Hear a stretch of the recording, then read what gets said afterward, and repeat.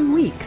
So I don't know. I mean, there is a lot of training you can do in 2 weeks, but it seems like not a lot of stuff happened, which is kind of weird. Well, I think that they were probably doing stuff like just testing their new toilets on board the ships, just to make sure that they truly didn't freeze up like they were supposed to not do. Yeah, right? Probably that's what was happening. Stuff like that. Yeah. I mean, Checking the plumbing. Mm-hmm. Yeah, well, I mean, making sure the heaters worked. Yeah, I mean, that was one of the stated missions, was just to see how well some of their gear and other stuff held up in those kind of conditions. And so I guess a month is long enough to do that. Yeah, I mean, I guess that's true, yeah.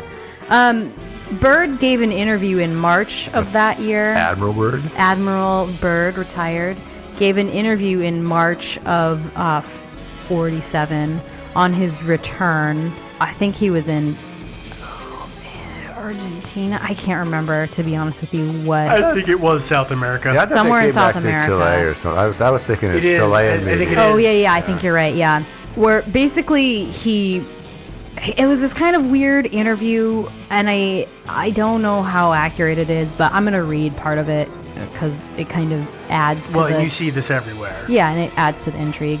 Actually, Joe, do you want to read this? Oh, sure. I'll just put on my Admiral voice. Yeah. I'll just give the whole thing here. Admiral Richard E. Byrd warned today that the United States should adopt measures of protection against the possibility of an invasion of the country by hostile planes coming from the polar regions. The Admiral explained that he was not trying to scare anyone, but the cruel reality is that in case of a new war, the United States could be attacked by planes flying over one or both poles. This statement was made as part of a recapitulation of his own polar experience in an exclusive interview with International News Service. Talking about the recently completed expedition, Byrd said that the most important result of his observations and discoveries is the potential effect that they have in relation to the security of the United States. The fantastic speed with which the world is shrinking, recalled the Admiral, is one of the most important lessons learned during his recent Antarctic exploration.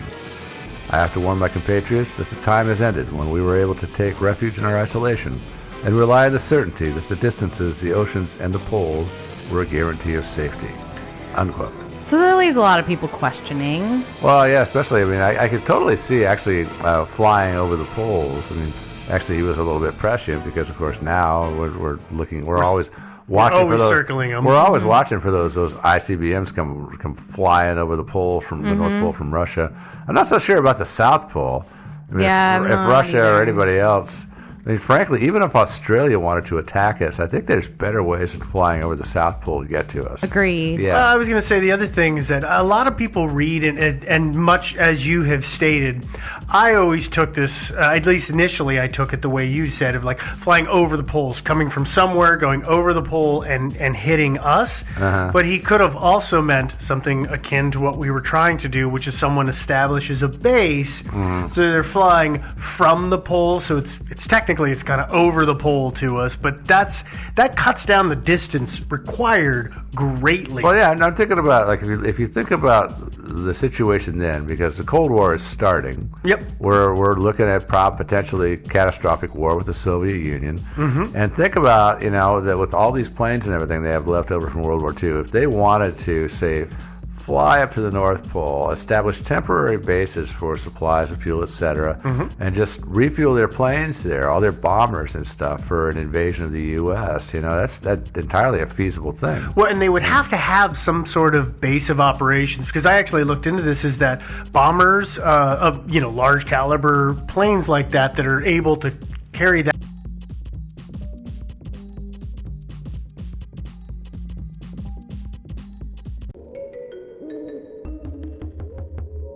kind of equipment had a range of about 2,000 to 3,000 miles. Yeah. So they would have had to have started. They couldn't have made the trip in one fell swoop. Oh yeah, that's why you say just establish temporary bases where they can stop, refuel. Everybody goes to the bathroom, and then off you go on your way. That's the most important part of the flight. Seriously, I still wonder about those guys, like flying those long missions and like F-15s and B-2 bombers and all that stuff. What do you guys do? There was a bucket.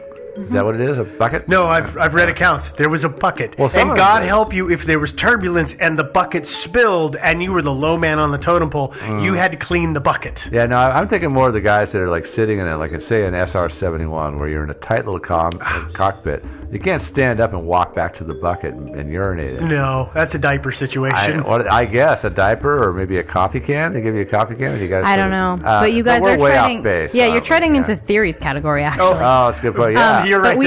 Next week our mystery. What do those guys do? Yeah. No, but I mean there are some questions.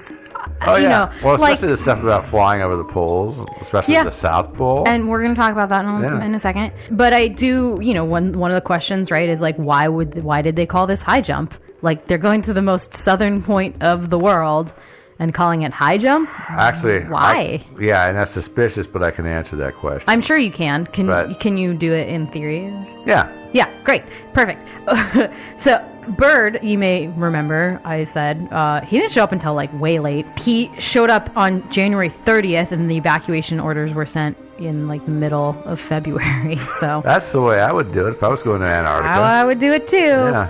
It seems like a lot of effort to put into basically what was like a month of photographs, because that was really the only takeaway that happened from this mission. Is they did take about 70,000 photographs. About half of which were selfies. No, but most of them were useless because there was no ground control on any of it. And what that means for people who don't know is you fly in a grid pattern so that you can line things up. And they didn't do that. They just kind of flew around. And took some pictures. So they had no way of linking them together. Yeah. This is what's white. Hey, it goes with the one right next to it, which is perfect. Well. Yeah, it's amazing. So that is kind of sad. And I don't know why they didn't have some sort of more disciplined effort for that. They should have, but that also raises questions for people. Is like, maybe were they doing something else? Maybe they were just flying around like looking for secret stuff. Or were they hiding something? Right? Maybe they did find something and they were like, "Oh, what do you mean we didn't take any pictures of that grid part?" Whoops. They just pulled them out and took the notes off of them. Totally. So that is the question we're going to talk about in theories, is what was the real reason for this operation? Absolutely, yeah. But before we do that, let's take a break.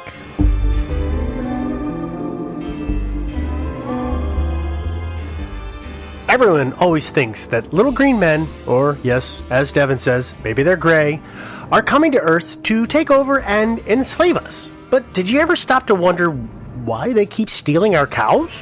What have the cows ever done to them? Well, the answer may be that cows, according to their culture, are the most highly prized pet that any green-skinned, big-eyed sentient can receive. And this is why whenever a pair seal their bond to one another, their family and friends have to travel all the way across the galaxy in search of one of our black and white bovines. As luck would have it, you and your friends don't actually have to travel all the way across the universe to get the perfect gift. And the reason is because of Zola. Zola is the wedding company that will do anything for love. They are reinventing the wedding planning and registry experience to make the happiest moment in any couple's lives even happier. With over 500 brands and 50,000 gifts, experiences, and cash funds, Zola Registry is everything you love about your favorite department store, plus the things like honeymoon funds, fitness classes, wine subscriptions, and so much more. It's so easy for couples and their guests. And with Zola's top-rated iPhone, iPad, or Apple Watch apps, couples can manage their registries on the go, and over 300,000 couples already have. Best of all, Zola Registry automatically integrates with any Zola wedding website, so guests can seamlessly shop and get all the details they need in one place. I know a certain podcast host on our team who's really loving what Zola can do. To sign up with Zola and receive a $50 credit towards your registry, go to zola.com/sideways. That's Zola, ZOLA.com/sideways to sign up for a $50 credit towards your registry. Because remember, it's way better than stealing cows. And we're back. You ready to talk about some theories? Yeah. Because I know Joe is like chomping at the bit to talk about what I just told him that he had to wait to talk about. So what's theory number one? Theory number one is that the Navy did it for the reasons the Navy did it. They were telling the truth? They were telling the truth. How? When does that happen? All the time. So they said they were going to like win World War II, did they? Yeah. They did. We get to write the history books, so yeah, they did. Okay. Never mind. We've won all the wars that we've been involved in. Okay. Duh. Yeah. Yeah, I mean, we just assume that the Navy is telling the truth, that they sent more than 4,000 troops and several resources down to Antarctica to establish a base for a month, to establish a base for a month, to establish a base for a month. Yeah, and that all works. And do all the other things they said. And do the, 10 other things they said they were going to. Okay, 6, whatever. I mean, and there is, I know this was the thing you want to talk about, right, is why Operation High Jump might have been called Operation High Jump. Yeah. Right? Yeah. Because there's been a lot of suspicion about that. There has. Yeah. But this was on the heels of World War II. And the U.S. military had burned through all the operational names. They have a huge list. And there's a whole office in the Pentagon that maintains this list. And they had pretty much burned through the entire thing. There were only a couple of kind of crappy names left. Wait, is their list the equivalent to our not brought to you by list? We're like, it's running out. Kind of like that, yeah. New petition, change.org, somebody make this petition to make Team Sideways the official namer of operations from now on. Yeah, I think that'd be kind of cool. Yeah. They don't have to tell us what they are. They can just be like, we just need a new name for an operation, and we'll be like, Cuddly Hedgehog. Operation Free Hug. No.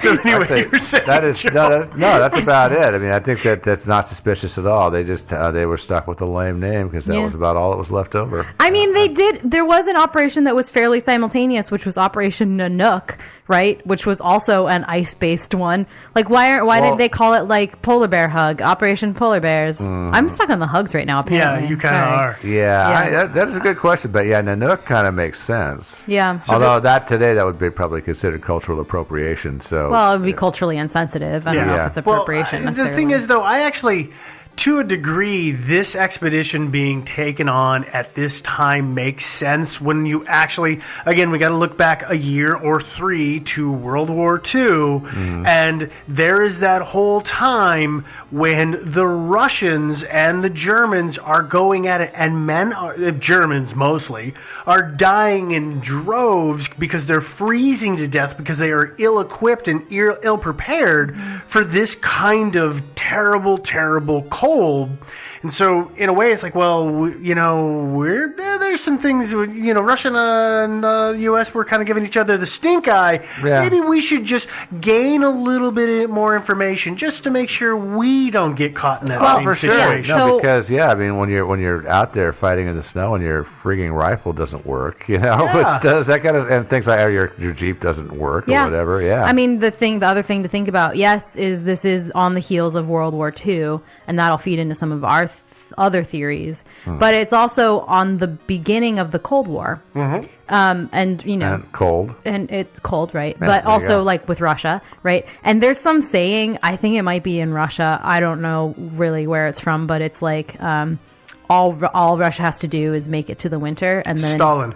Yeah, maybe. Stalin's the one who said that, I believe. Well, so I don't know if you know the better quote or whatever, but basically it's basically that. Yeah, all Russia has to do is get to the winter, and then Russia, the land, Mother Russia, will fight the war itself. Yeah. Because every single time somebody has tried to invade Russia or otherwise wage war on Russian land, they've just died in the winter. I mean, the winter's 60% of the year there too. I mean, and that was the French did it under Napoleon, and they suffered badly. Everybody who tries this, it ends poorly. Yeah, granted, Napoleon I think tried to take elephants, which maybe not the right choice, but okay. Listen, he had a lot of issues.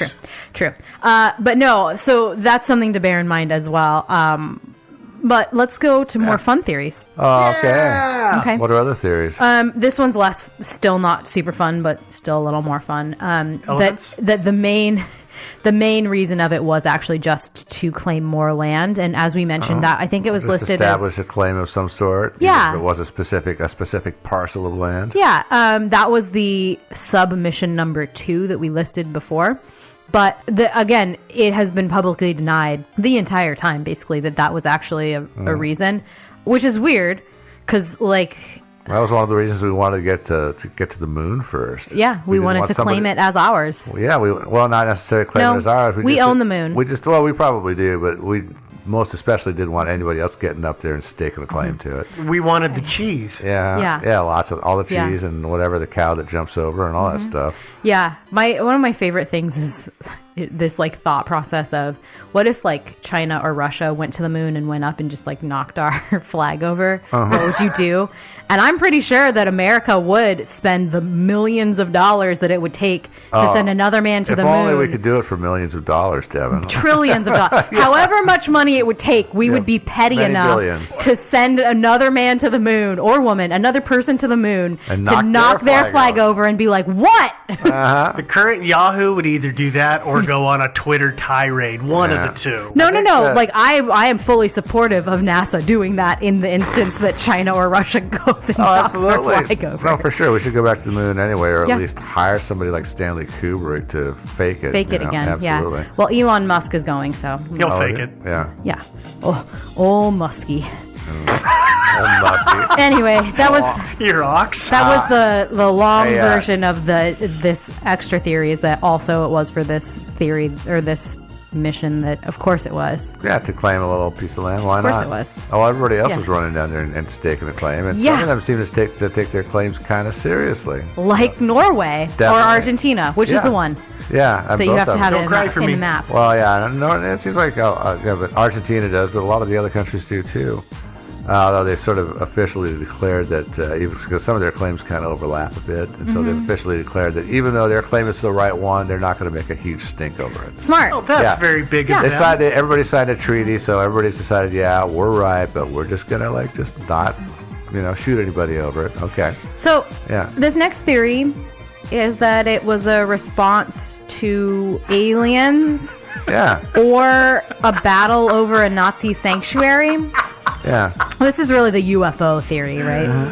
It's a good one, actually. I've always liked the idea of the secret Nazi base in Antarctica. Too. Yeah. So that's one of the big proponents, or one of the big parts of this theory is there is a theory out there that there was a Nazi base that was established on Antarctica, and that's where, Hitler. He and his German Shepherd. To Antarctica, yeah.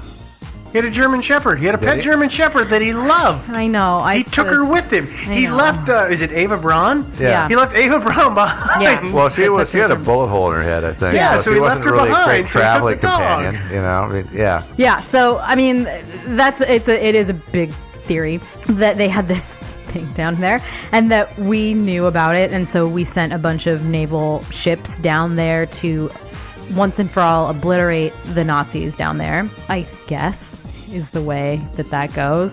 Take that, Jerry! Basically, that in this theory, it was not storms that forced them to retreat, it was UFOs. Again, either terrestrial... Allied with the Nazis. Either terrestrial or non-terrestrial. That's right, I'm talking about Nazi UFOs or alien UFOs all together in one coherent theory. Yeah. Yeah. Take that. No, I like it. No, it's entirely possible. Yeah, I have some questions about that, but I'll wait till you get to the end of Great. this. Okay, so here are some other things that people present as evidence. You might be able to hear my air quotes around that. Evidence for this theory. Apparently, some of the ships were lost. They were misplaced. Yeah, the this U.S. is not during the mission, though. It was after the mission? Yeah, they just sort of were misplaced. The USS Pine Island was struck from the Naval Register at an unknown date. Her title was transferred to a maritime administration for layup at the National Defense Reserve Fleet. She was actually re-registered in Portland, Oregon. Pick me. What? Do you know where?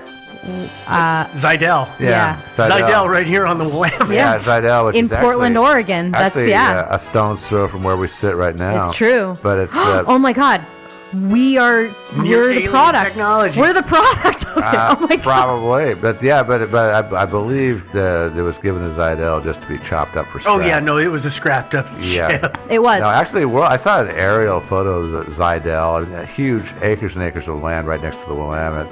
and they had like at least a dozen Navy ships tied up there in the river. Yeah. And on land, acres and acres of just piles of scrap. And they had it all sorted out into various things, but just piles and piles of it. Really cool photo. I'm not sure I was supposed to have seen that or not. It might have been classified. But, so people don't know Zidell was a scrapyard. Yeah. Ship scrapyard, mostly. Yeah. But anyway, I don't think it's any coincidence that this ship went down and participated in this, and then right after that, 20 years after, 30 years after, was chopped up, and scrapped. I mean, you don't. Yeah, it was in 1972, I think, officially. They've done that to a number of ships. Right, but it was struck from the register before. It disappeared. Yeah. And then it came back just to be scrapped. Mm-hmm. Yeah. I have no idea how that happens. But, it's a big bureaucracy, the Navy is, and I imagine they misplace ships all the time. Oh, I'm sure. I'm sure that you could have just called them up and been like, hey, did you know that the USS Pine Island was, missing from these dates on your registry? And they'd be like, oh, look at that. We'll fix it. Someday. Whoops. Yeah. Cool. Thanks. Thanks, guy. You call them up and you tell them that, and there's a scream, and the phone drops. You hear them running away. Then pretty soon somebody else goes there and says, never mind, it's all okay. It's taken care of. It's taken care of. It's fine. Yeah. Thank you. We want to send you a thank you package. What's your address? Yeah. Where are you located right now? Men in suits and sunglasses will be delivering our thank you. Another thing that people say to back up their Nazi sanctuary / alien technology theory. Nazi sanctuary? Yeah. Okay. I mean, that's what it is. It's a retirement home for Hitler. Okay. I'd call that a Nazi sanctuary. Onwards. Nazi Hills. Nazi Hills? Nazi Hills. What's Nazi Hills? The Nazi sanctuary. Oh, okay. In Antarctica. I think you're thinking Nazi estates. Anyway, sorry. Nazi estates.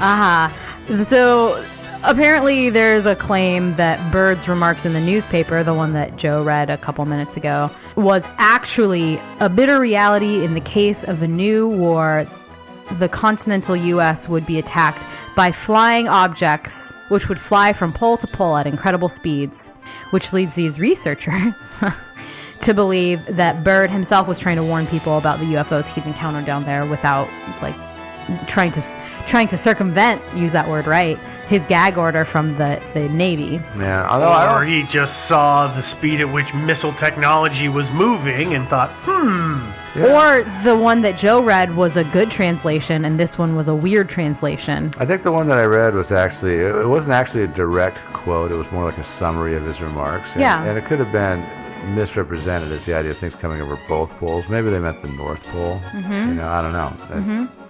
I mean, so the big question here is, why would the Nazis be hiding down yonder? Well, because nobody else would go there. Well, except for tons of people were going there all the time. That's why they're on the moon, too. Yeah. But a continent the size of Antarctica, even if hundreds of people are there at any given time, you're still pretty unlikely to run into them. True, yeah. And, as long as you put yourself as long as you use some white camo around your base, you're probably good. Yeah, the only question is, how do you feed them?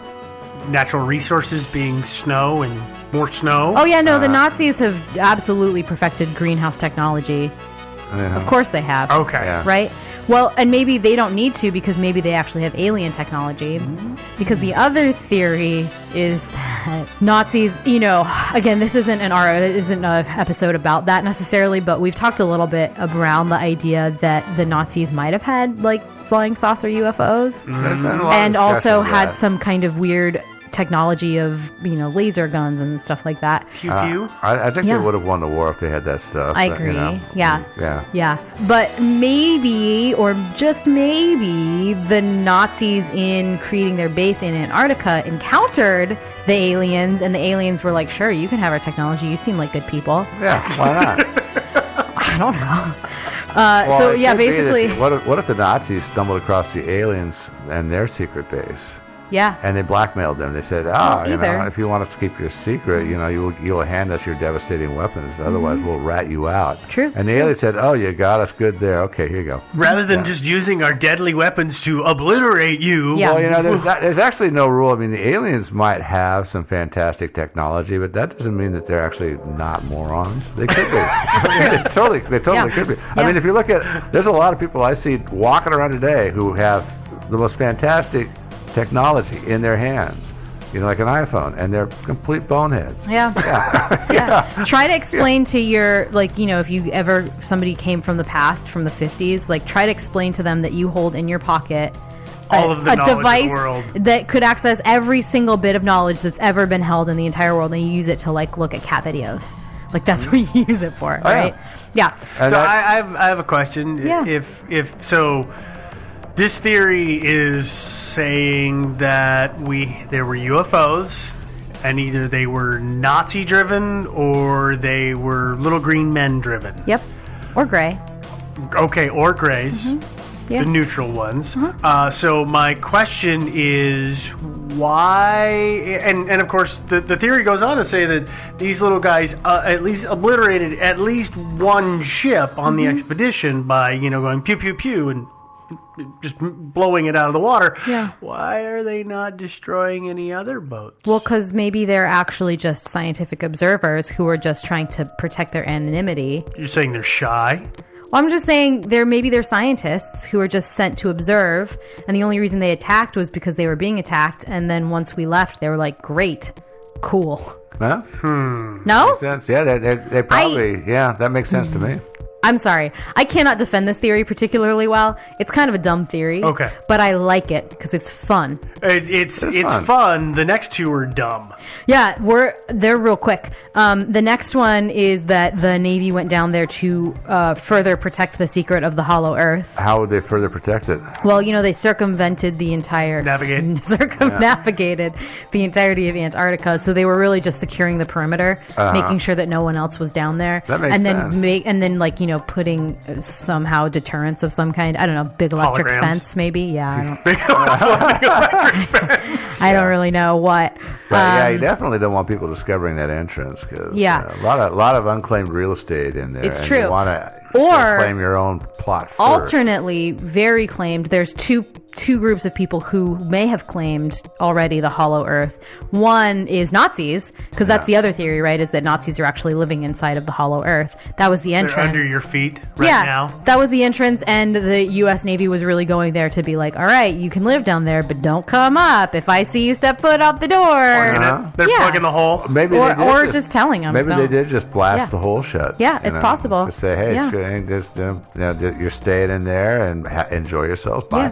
Yeah. Alternately, it is where the lizard people who secretly run our lives. It's where they live. That doesn't make any sense. Lizards are cold-blooded. I've never got that. Well, but they live inside. That's just where the hole out of the. Well, that would greatly discourage them from trying to come out here through one of the coldest areas of our planet. I'm sorry, we're not. Let's not. You don't want to entertain this too much. No. Okay. If you're lizard people, though, I mean, there's no reason you can't have parkas, fleeces, all kinds of stuff like that. Thermal socks. They are shapeshifters, Yeah. Well, I mean, that's what Hillary Clinton is. Please go to the next theory. Okay, you go right because it's a better theory, right? Yeah. Somehow. Okay, great. The next theory is that they were actually doing this to protect the secret of the flat Earth. Yeah. Because for some reason that's a big conspiracy that everybody's trying to trick trying to trick all of the intellectuals, the higher thinking beings, people of our intelligent people. Yeah, I don't know, whatever. Trying to somehow trick them into thinking that the world is a sphere because I don't know why. I don't know who that benefits. I don't understand this very much. And I don't know if you guys have seen these maps lately. Not lately, of the flat Earth. Yeah, and Antarctica's a ring around the edge. It is, yeah. So the very center of the what is it? Plate? Circle? Plate? Yeah, I guess plate. it's a plate. Yeah. The very center. Yeah, the very center of the plate is the North Pole. Yeah. And then the outer rim is Antarctica. And so they were really just going to, further secure the perimeter and for some reason keep it a secret. Yeah, I think this is... I don't understand the flat Earth thing. I don't understand it. I'm sorry. Well, no, actually, I like it because, well, not really, but I mean it kind of tells you where it came from, though, because the North Pole is the center of the whole thing. So obviously, the people who invented it must live in the northern hemisphere. Then they must, yeah, obviously. But no, I mean it would be interesting because it calls all of our physics into question. Yeah. I mean, it really does. And And if our physics have been called into question, that calls the existence of things like nuclear bombs and laser beams and gravity and God knows what else. Gold. Yeah. Yeah. And since people depend on those things, it's like for example, paper currency. We all think $100 bill is worth something. It's not. Because we It's all not. think We've assigned value we to say it. Yeah. It is worth nothing. What if people were to similarly discover that gravity doesn't exist? Then poof, off we go into space. So, sure. Yeah, That's how it works. Yeah. If you just stop believing in a thing, it stops being real. You're right. Pretty much. Yeah. A lot of people seem I to think stopped that. believing in my bill collectors for years. Oh. Yeah. They kept coming around. I was going to say, really, the moral of the story is $100 means nothing to you listeners, so send it to us. No, it's really true it's not worth the It's paper not. it's printed That's on. true. Yeah. Yeah, So I don't know if send you it to us. saw this recently, but you guys should go look at Neil deGrasse Tyson tweeted at the Flat Earth Society, and he was like, "Why is there no Flat Mars Society?" And they were like, "Well, because that's been proven to be a sphere. Apparently, the Earth is the only one that's flat in the I don't know. Actually, I just don't understand it. I like the flat earthers, and I got to tell you why. Is that It's because of their Don't moxie, believe isn't anything. it? no, it's not just their moxie or anything. I don't agree with everything they say. But what I like about them is they're very civil about the whole thing. They, and there's a lot of people, there's a lot of people that are very self-righteous about the things that they believe. And if you post something they don't like on the internet, they'll destroy you on Twitter, Facebook, whatever. They'll even try to get you fired from your job, destroy your business, whatever. The flat earthers are, in my opinion, a model of civility. And that's why, even though I don't buy into their theories, I have to give them credit. I think flat earthers and the Church of Satan. Yeah. Those are the two most civil people on the internet. I think Yeah. I wish people would behave more like them. Yeah, not I agree. necessarily in what they believe in the flat Earth. Yeah. But yeah, it would be nice. Anyway, that's Yeah. the end of our theories. Oh, I know. Yeah. I think that one of my things is I really do think there was a good reason to go down there to just stake a claim and test a bunch of stuff in the cold. And it's also possible that this was right after World War II. And they were probably at some point they'd just been transporting men back from Europe and the Western Pacific and stuff, in huge teeming hordes. And at some point, somebody probably said, "Hey, we can only absorb so many soldiers coming back all at once. Maybe you should slow it Yeah. down just a little bit." Yeah. And they said, "Okay. In the meantime, we got to find something for these guys to do. So let's come up with some make work. Yeah. Everybody submit your proposals." And Admiral Byrd's like, "Okay, let's take Let's do it. 5,000 guys to the Antarctic." I The also- other thing though is that if they're going to if they are indeed testing things in frigid conditions to make sure they work, Yeah. you can't take them north because that's putting you very close to an ally who is currently under great tension with you. You can't go to the North Pole Yeah. because then it's construed as maybe you're trying to make a move on the Eastern Bloc, so it's the only safe move or the safe place to go. No, that's another way to do it. Well, also too, the Antarctica actually is land. I mean, you wouldn't know it; it's all Yeah. covered with ice. But it is actually a continent. Yeah, whereas the North Pole is just floating around. ice floes and stuff like that. I also kind of wonder if, the war ended, but it was kind of looking like there might be another war. There was, And yeah. it almost kind of seems like instead of saying, all right, you guys can go home and start your lives, it just made more sense of make Hang work. on your reserve. Just keep 'em around let's for send a them bit. to do this thing. Let's go just send them on, what is equivalent to a busy work paper. Yeah. Just have fun with that. No, the other thing too is that bureaucracies have a tendency to defend their turf. And it might have been the Navy was just trying to come up with all kinds of missions to justify a larger budget and justify not chopping up all of its ships. Yeah. They even Totally. do that today. I mean, They sure do. And so that may have been part of this too. Yeah. So I think we can all agree that this was just kind of like a weird mission that the Navy did, not Nazi UFOs. That's actually not an unreasonable thing to do. Send a bunch of guys to Antarctica for miscellaneous purposes. Why not? I actually think that this might have accidentally spawned another little sub mystery that I've seen floating around on the internet. Why the heck did Thinking Sideways do an episode on this? Because it's so small. Oh. Okay, it's such a teeny tiny No, thing. I'm sorry. I meant that was why the sub- this that was the episode? No. Yeah. The thing I'm thinking of,